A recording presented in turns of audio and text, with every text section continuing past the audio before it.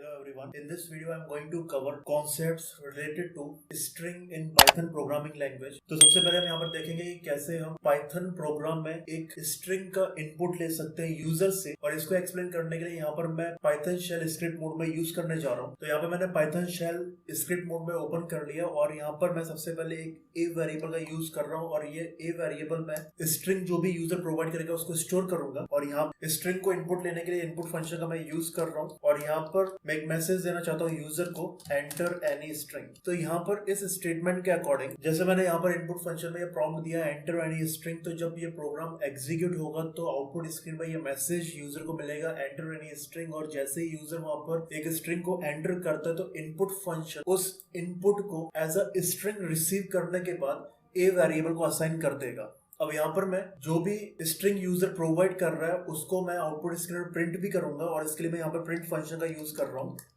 Print entered string is comma A.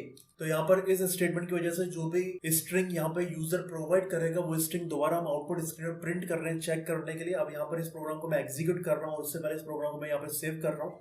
So Ctrl+S, और इस programme को मैं यहाँ पर नेम दे रहा हूँ स्ट्रिंग इनपुट सेव।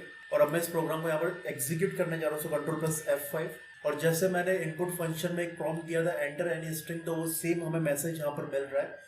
और यहाँ पर मैं एक स्ट्रिंग को एंटर करने जा रहा हूँ, वो है पाइथन। और इसके बाद हम देख सकते हैं कि यहाँ पर हमें आउटपुट मिल रहा है एंटर्ड स्ट्रिंग इज पाइथन। तो इस तरीके से हम Python programming language input function का यूज करके यूजर से इनपुट रिसीव करके एक वेरिएबल में स्टोर कर सकते हैं।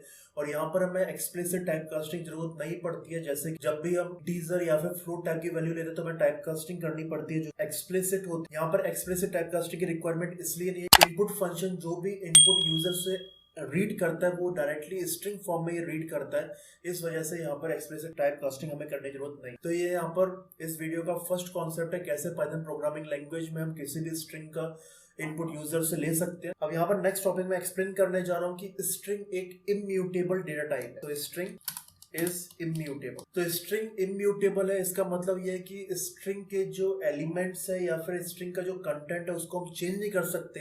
अगर हम उसको चेंज करेंगे तो हमें एरर मिलेगा, और इसको मैं यहाँ पे प्रैक्टिकली शो करने जा रहा हूँ। और जैसे हम जानते हैं कि अगर हम स्ट्रिंग के एक एलिमेंट को एक्सेस करना चाहते हैं तो उसके लिए हम सबस्क्रिप्ट या इंडेक्स का यूज करते हैं। और ये कैसे हमें सबस्क्रिप्ट और इंडेक्स का यूज करना होता है स्ट्रिंग के एलिमेंट को एक्सेस करने के लिए, वो मैंने लास्ट वीडियो में एक्सप्लेन किया था। तो यहाँ पर मैं एक बी वेरिएबल यूज कर रहा हूँ, और इस बी वेरिएबल को मैं यहाँ पर एक स्ट्रिंग असाइन कर रहा हूँ प्रोग्रामिंग, और इसके बाद मैं इस बी वेरिएबल की वैल्यू को प्रिंट कर रहा हूँ। So print B. और इसके बाद अब मैं यहाँ पर चाहता हूँ कि ये जो प्रोग्रामिंग में ओ है इसको मैं ए से रिप्लेस करूँ। तो इसके लिए मैं सबस्क्रिप्ट या इंडेक्स का यूज कर सकता हूँ, और यहाँ पर ओ का जो इंडेक्स है वो 2 है, क्योंकि इंडेक्स 0 से स्टार्ट होता है।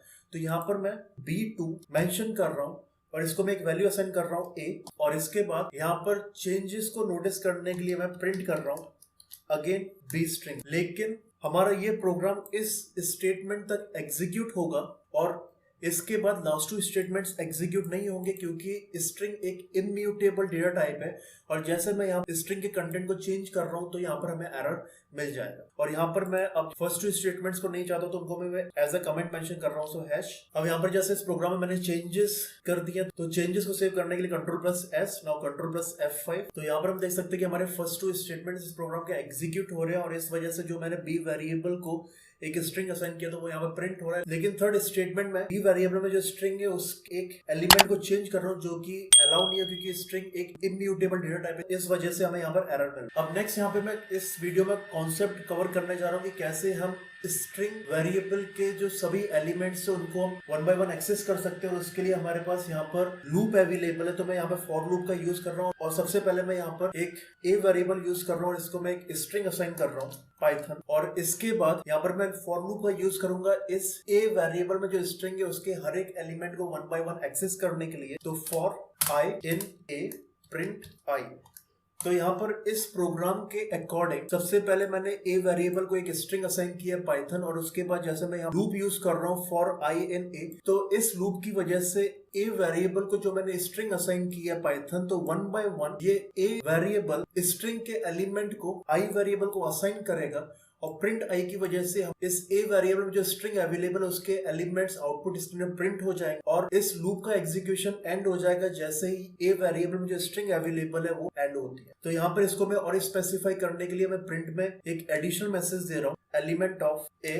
तो यहाँ पर ये प्रोग्राम एंड हो रहा है। इस प्रोग्राम में जैसे मैंने चेंजेस किए तो मैं चेंजेस को save Ctrl+S, now Ctrl+F5 execution of this program. तो यहाँ पर हम देख सकते हैं कि हम one by one A variable में जो स्ट्रिंग है उसके एलिमेंट को एक्सेस कर रहे हैं फॉर लूप के हेल्प से। तो यहाँ पर ये simple concepts Python programming language में स्ट्रिंग से रिलेटेड मैंने इस वीडियो में कवर की, जिसमें फर्स्ट हम कैसे एक स्ट्रिंग का यूजर से इनपुट ले सकते हैं। सेकंड हमने देखा कि स्ट्रिंग पाइथन प्रोग्रामिंग लैंग्वेज में एक इम्यूटेबल डेटा टाइप है। और थर्ड कैसे हम स्ट्रिंग के हर एक एलिमेंट को वन बाय वन अपने प्रोग्राम में एक्सेस कर सकते हैं फॉर लूप का यूज करके। तो ये कॉन्सेप्ट पाइथन प्रोग्रामिंग लैंग्वेज में स्ट्रिंग से रिलेटेड यहीं पर एंड हो रहा है। नेक्स्ट कॉन्सेप्ट मैं नेक्स्ट वीडियो में कवर करूंगा, तो इस वीडियो को मैं यहाँ पर एंड करने जा रहा हूँ।